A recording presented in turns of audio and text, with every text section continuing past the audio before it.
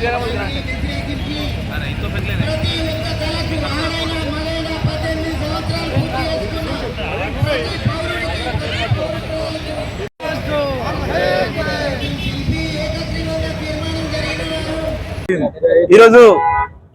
మనందరికీ ప్రియమైన వారు, భారత రాజ్యాంగ పితామహుడు, రాజ్యాంగ నిర్మాత, భారతరత్న, దళితుల బీసీల అందరి యొక్క ఆశా జ్యోతి అయినటువంటి డాక్టర్ బిఆర్ అంబేద్కర్ గారి యొక్క జయంతి వేడుకలను 135వ జయంతి వేడుకలను ఈరోజు భారత జాతి మొత్తం ప్రపంచవ్యాప్తంగా జరుపుకుంటున్నది. ఒక క్రూసేడర్ అని స్టేట్ ఆఫ్ కొలంబియా యూనివర్సిటీ ప్రకటించింది. క్రూసేడర్ అంటే ఒక యుద్ధ సైనికుడు, కంప్లీట్ గా అన్ని వదిలేసి సమాజం కొరకు, సమాజ హితం కొరకు చేసేటువంటి ఒక వ్యక్తిగా అభివర్ణిస్తారు సైనిక భాషలో.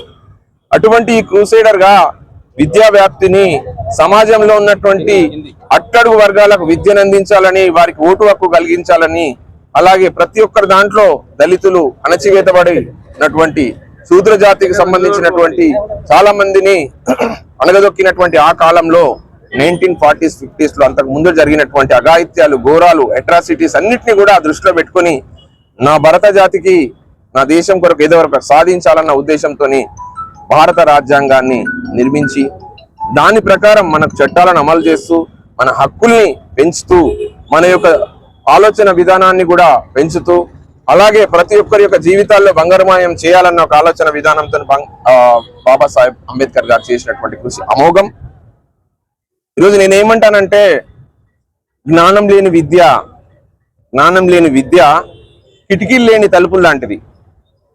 ప్రతి ఒక్కరు కూడా కష్టపడి ఈ యొక్క స్టేజ్కి వచ్చినాం. మనం విద్యలో మనను అణచివేయబడ్డారు, ఉద్యోగాల్లో అణచివేయబడ్డారు, ఆస్తుల్లో అణచివేయబడ్డారు, భూముల్లో అణచివేయబడ్డారు, అధికారంలో అణచివేయబడ్డారు, మానవత్వాన్ని కూడా అణచివేయబడ్డటువంటి ఫ్యాసిస్ట్ సంస్కరణలు అప్పట్లో ఉండే. వాటన్నిటిని కూడా కూలదోసి ఈరోజు భారత నిర్మాణానికి ముఖ్యమైనటువంటి అగ్రికల్చర్ సంబంధించింది కానీ ప్రాజెక్టులు, పాక్రానంగల్ కానీ, హీరాకోడ్ ప్రాజెక్ట్స్ ని ఏర్పాటు చేసినటువంటి, ఎలక్ట్రిసిటీకి సంబంధించినటువంటి పవర్ గ్రిడ్స్ ని ఏర్పాటు చేసినటువంటి గొప్ప నిర్మాత, జాతి నిర్మాత బాబాసాహెబ్ అంబేద్కర్ గారు.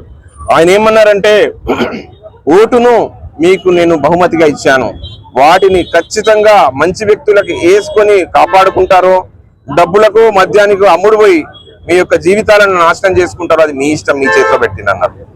అణగారిన వర్గాలకు ప్రతి ఒక్కరికి కూడా మంచి యొక్క దారిని చూపించినటువంటి తను, బీసీలకు సంబంధించినటువంటి సబ్బండ వర్గాలు ఏవైతే ఉన్నాయో వాటన్నిటికి కూడా రాష్ట్రాలకు అధికారాన్ని బదలాయించి అప్పట్లో జరిగినటువంటి ఆర్టికల్ 3 ప్రకారం మనకు తెలంగాణ రాష్ట్రం ఏర్పడ్డది.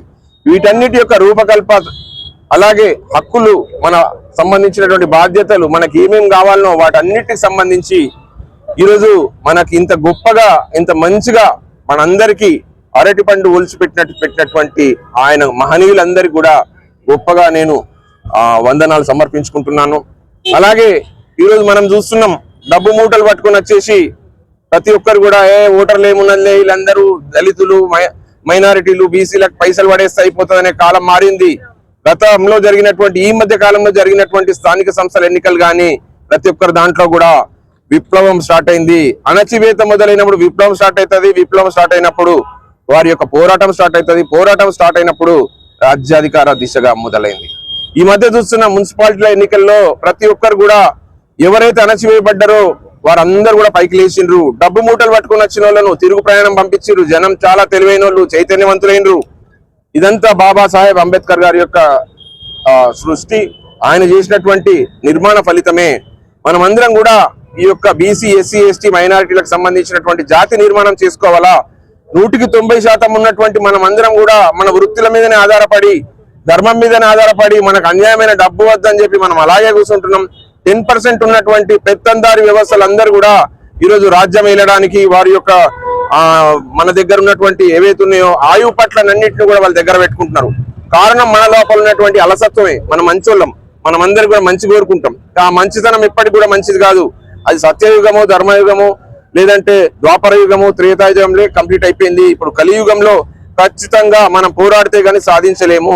అడగంది అమ్మాయిన కూడా పెట్టది అనేది మనకు శాస్త్రాలు చెప్తున్నాయి. కాబట్టి ప్రతి ఒక్కరు కూడా దయచేసి ఆలోచించండి. రాబోయేది కూడా మంచి రాజ్యం నిర్మించాలంటే, ఫ్యూచర్ లో మన వాళ్ళు బాగుండాలని అంటే, మన వాళ్ళందరికీ కూడా రాజ్యాధికారం సిద్ధించాలని అంటే కేవలం రాజకీయ పోరాటం ద్వారానే సాధ్యమవుతుంది. చట్టాలను అమలు చేయాలని అంటే మనం మెజారిటీ ఉండాలా, మన ఆకాంక్షలు నెరవేరాలంటే మనం బాగుండాలా. మనకి ఏదో 5 లక్షలు 10 లక్షలు దళిత బంధు అదేదో ఇచ్చేసి మనం పక్కకు నెట్టేస్తున్నారు. కోట్ల కోట్లు మన ప్రజాధనాన్ని దుర్వినియోగం చేస్తున్నటువంటి వ్యవస్థను మార్చాల్సిన అవసరం ఉంది. వడ్డించేవాడు మనోడైతే ఎక్కడున్నా పెడతాడని చెప్పి ఎక్కడో మూలపై పెట్టేస్తున్నారు వాళ్ళు. కానీ మన దాంట్లో చైతన్యవంతులు కంపల్సరిగా కండి, రాజ్యాధికారాన్ని చేజిక్కించుకోండి.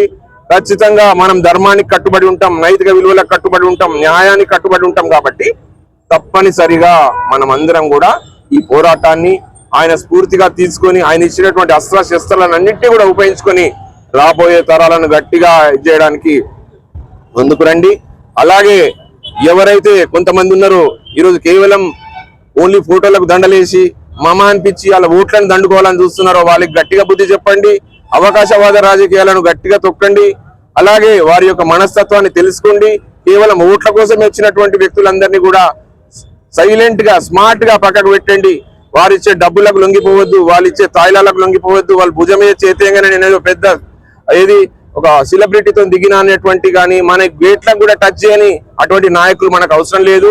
నేనున్నా అని చెప్పి మీతో పాటు ప్రజా పోరాటంలోకి రావడానికి సిద్ధంగా ఉన్నటువంటి నాయకులను ఎన్నుకోవాలని మీ అందరినీ కోరుతూ, ఈరోజు వారిచ్చిన ఫలాలను మనం అందరం కూడా అందిపుచ్చుకొని మన యొక్క జీవితాలను మనమే బాగు చేసుకుందాం. ఎవరి దయాదక్షిణాల మీద మనకు అవసరం లేదు. కంపల్సరిగా మనం ఒక సృష్టిని, విశ్వామిత్రుడు సృష్టించినటువంటి ప్రతి సృష్టిని చేస్తూ మన యొక్క అందరి యొక్క సంక్షేమాన్ని కొరకు పాటుపడుతున్నటువంటి బీసీ, ఎస్సీ, ఎస్టీ, మైనార్టీలందరినీ కూడా రేపు పొద్దున మీరందరూ కూడా గెలిపించుకోవాల్సిన అవసరం ఉంది.